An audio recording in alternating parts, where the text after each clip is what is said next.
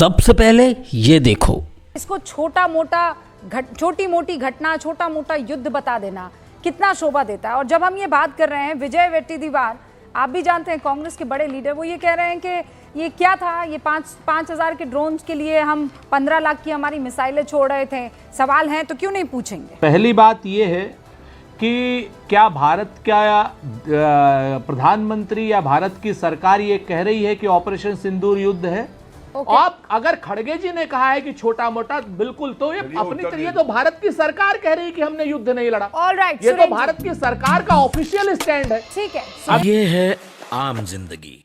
मतलब जब खड़गे को बचाना है तो जो भारत सरकार का स्टैंड वही कांग्रेस का स्टैंड। और पाकिस्तान में तो जयशंकर पोस्टर बॉय बन रहा है, पाकिस्तान में तो जयशंकर हीरो है, क्योंकि जयशंकर ने 6 से 7 तारीख की रात में उनको बता दिया था कि हम आतंकी ठिकानों पर हमला करेंगे। बाकी और कोई मुखबिरी नहीं। ये बात तो बार-बार स्पष्ट कर दी गई है ना सुरेंद्र जी, तो बार-बार स्पष्ट कर दी गई है। डीजीएमओ की तरफ से स्पष्ट कर दी गई, बता रही हूँ ना, आप बार-बार नहीं, मैं बता रही हूँ। विदेश मंत्री की बात सुनिए तो सही सर, विदेश मंत्रालय ने भी स्पष्ट कर दी है कि इस बयान को, और हमने भी बयान देखा है, जो काट छाट आपकी तरफ से हुई है कि हमने उनको एट द स्टार्ट ऑफ, इससे पहले 3 लाइनें, मैं भी आपको पूरी जिम्मेदारी से सुरेंद्र जी आपको ये बता रही हूँ, पूरी जिम्मेदारी से कहता हूँ कि जयशंकर का बयान पूरा सुनाइए।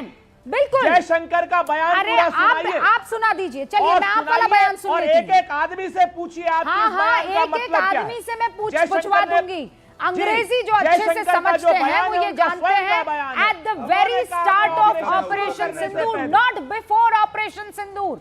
आप कुछ भी बोलो, ये नहीं सुनने वाला। At the very start of operation Sindoor का मतलब यह है कि जैसे ही वहां पर अटैक हुआ, वैसे ही सूचित पूरी दुनिया को कर दिया गया था। पीआईबी का प्रेस रिलीज है, वो तो देख लीजिए सर आप।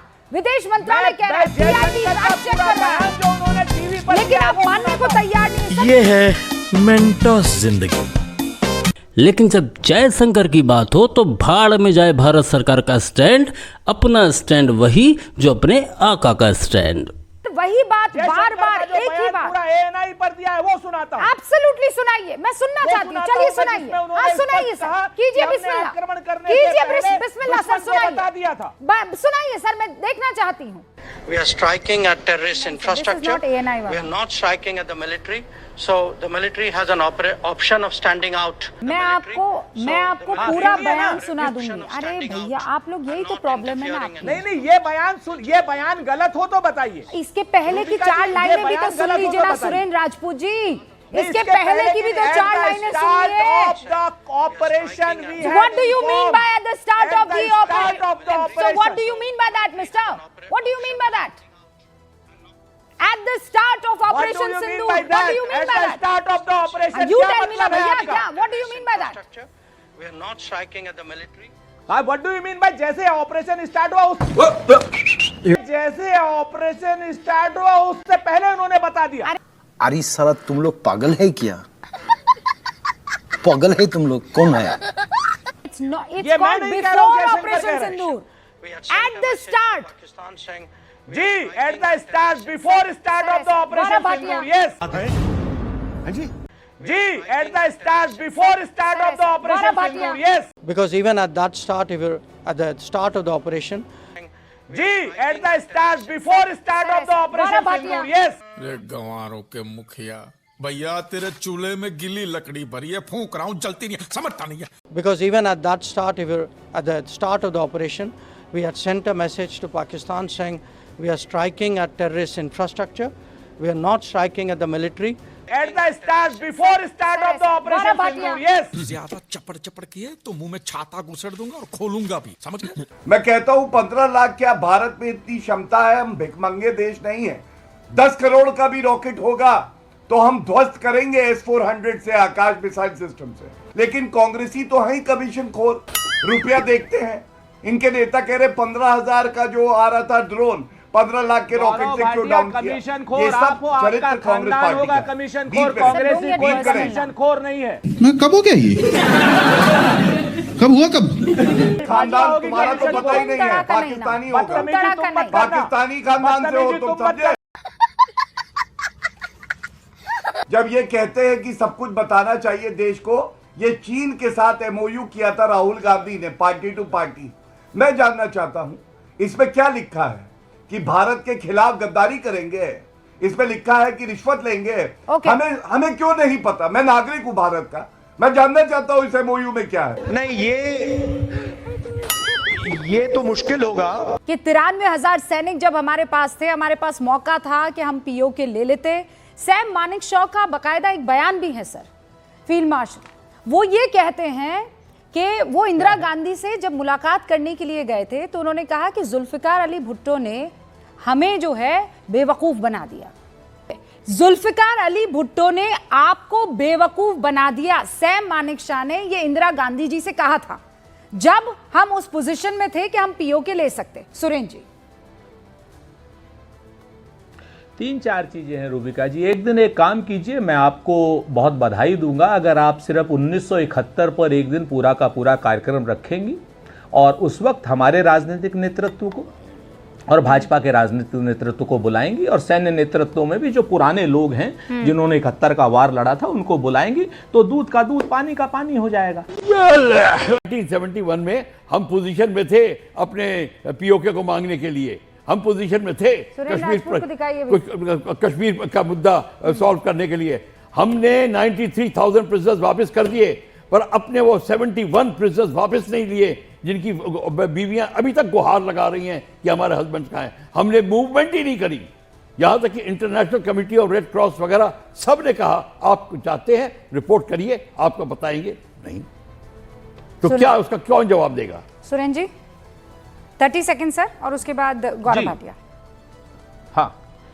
हाँ, मैं दोनों चीजें बताता हूं। मैं बख्शी साहब की समय में युद्ध में 3,000 से ज्यादा सैनिक हमारे छोड़े गए थे और मैं आपको बताऊं जो 71 सैनिक का नहीं था तो हमारे पास शायद हो सकता है डेटा हो या ना हो, या आर्मी बताएगी। बख्शी बताऊं जो 71 सैनिक का नहीं था तो हमारे पास शायद हो सकता है डेटा हो या ना हो, या आर्मी बताएगी। बख्शी साहब, आपकी आर्मी और हम राजनीतिक नेतृत्व वाले लोग इस वक्त नहीं बताएंगे क्योंकि हमें इस बात की वो नहीं है। एक बात क्या असर है लाएंगी और सैन्य नेतृत्व में भी जो पुराने लोग हैं जिन्होंने 71 का वार लड़ा था उनको बुलाएंगी, तो दूध का दूध पानी का पानी हो जाएगा।